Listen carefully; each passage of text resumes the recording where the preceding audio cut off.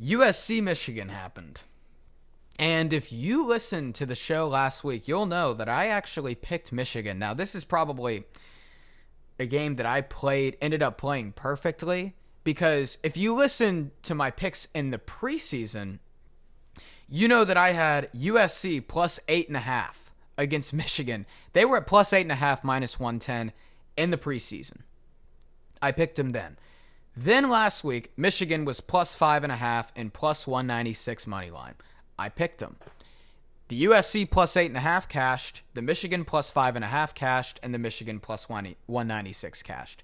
So we got our absolute best case scenario for that game. And let me say this, in terms of the actual teams itself, look, we know what Michigan is now.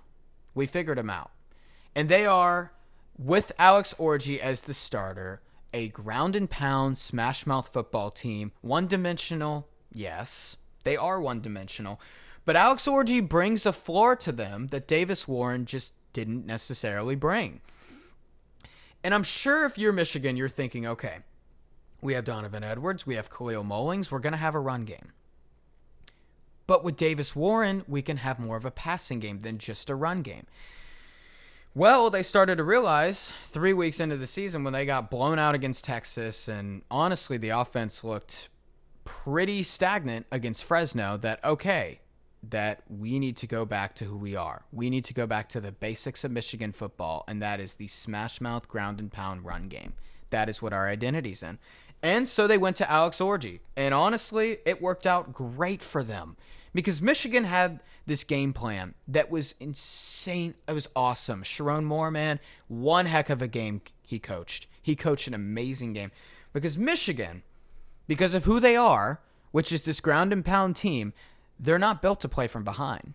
They're built to play from ahead. And what happened? They never played from behind until about 4 minutes left to go in the fourth quarter. They executed their game plan perfectly.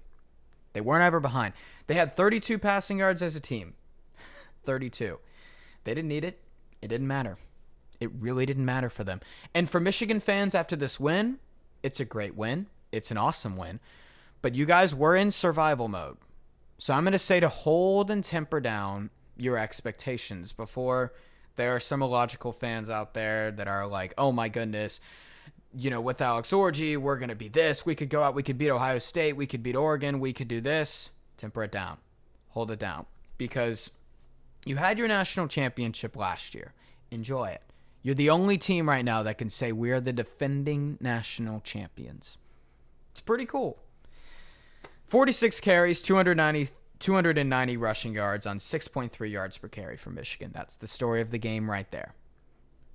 What did they do to USC's defense? This defense for USC that has been much better than last year, clearly. Well, what did USC do against LSU? And I'm going to provide more on this. If you listened to the episode last week, you'll know that I talked about this. USC, because LSU couldn't quite run the ball. John Emery got hurt in that game, if you can't remember, LSU's number one running back at the time. USC was able to sit softly. They were letting passes go underneath, and Nussmeier went 30 for 39 throwing. Like, he completed 76% of his passes. Why is that? Well, Kyron Lacey, Aaron Anderson, because USC was playing a lot of variations of quarters, cover three. They were leaving the flats open. They were sitting back. They were bending, but they weren't breaking. They were letting LSU get passes underneath, but they would never break and let LSU beat them on a 40, 50-yard explosive play. That didn't happen. USC also wouldn't let guys against LSU be forced to convert one-on-one tackles with no safety help.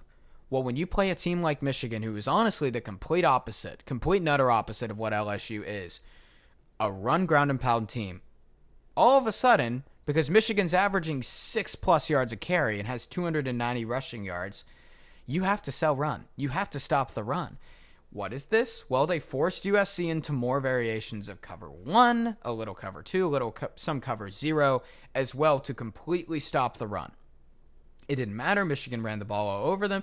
And because of that, because there's one safety back as opposed to 3 or 4 safeties back, all of a sudden, these USC tacklers, that even though the defensive scheme has improved in Southern Cal, the tackling hasn't quite improved yet, have to make one-on-one tackles in open space. What happened in that Khalil Mullings run? If you watch the game in the fourth quarter, Khalil Mullings had this massive run where he broke a tackle, ran 60-plus yards, I believe, to make it 1st and goal for Michigan, and even freed them up with the opportunity that they had to score. Well, it was a cover 1. The USC safety came in, boom, missed a tackle. What happened? Bam, open space. Khalil Mullings took it 60-plus yards to the goal line. Michigan had a chance. They eventually scored. That's what Michigan did. They didn't play from behind. They ran the ball. They forced USC's tacklers to tackle in open space and forced them into more cover 1s to lessen the safety help. They did an awesome job, and Sharon Moore gets my props because he coached one heck of a freaking game. Now, let's say this about USC.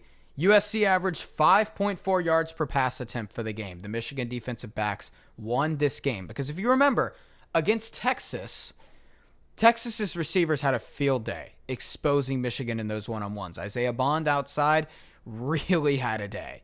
Gunnar Helm had a day, getting whatever he wanted underneath. Even guys like Ryan Wingo, DeAndre Moore, and so had awesome day. Silas Bolden was involved as well. They were winning one-on-ones. The reality of it is, and that's not schematics. That's simple football. The better player wins right there. And Texas had the better players. That's why they won. For Michigan, every throw that they made Miller Moss make was tough. And Miller Moss, he played better than what he displayed in the box score. He made some really tough throws. And that second half comeback that USC had was impressive. I didn't come away from this game being concerned about USC. I was more impressed with the game plan Michigan had than I was concerned about USC. I'm still optimistic about the Trojans going forward, if I'm being completely honest. But let me say this about Miller Moss.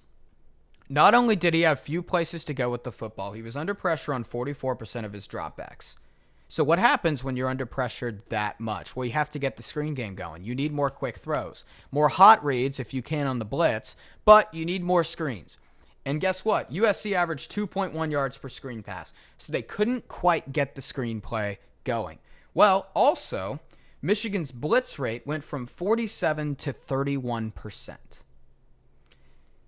If Michigan's blitz rate cut down by 16% and they got pressure on the quarterback 44% of the time, do you know what that does to a quarterback? When you are getting guys in the pocket and getting a hand in the QB's face and making him rattled and getting him under pressure, when all of these coverage responsibilities still exist, all of a sudden you have very few time. Grammar. I can't talk. You have such little time to throw the football, and you have a bunch of guys just in your face making you run around everywhere. Mason Graham, he's going to be the first overall pick in the draft. Michigan's got dudes on the front seven. Will Johnson gets my props. One heck of a game. We saw it with the pick 6. Will Johnson is that freaking guy. So Michigan executed their game plan perfectly. They got pressure without having to force it. Their defensive backs clamped. They ran the ball phenomenally well. They never played from behind. And guess what? They still only won by 3. USC, I'm not concerned about them. They met their match schematically. This is honestly USC's worst nightmare of a schematical opponent because Michigan has all of USC's weaknesses. USC's strengths, might I say. Michigan's strengths are USC's weaknesses. That's it. It's a terrible schematic matchup for USC, and we saw it unfold. And they still almost won. Anyway, in terms of Michigan fans, like I said, this is a survival game. This was a survival game. We're looking at Michigan now, and a week ago we were saying this could really go south for them. Everything that has happened, this could really go sideways. Now, we're looking at Michigan and we're saying, okay, you know what? They can be really competitive this year. They can win 8, 9, maybe even 10 games if things go right. If Oregon still has some issues that they've had the first at least couple weeks of the season, they could very well win that game.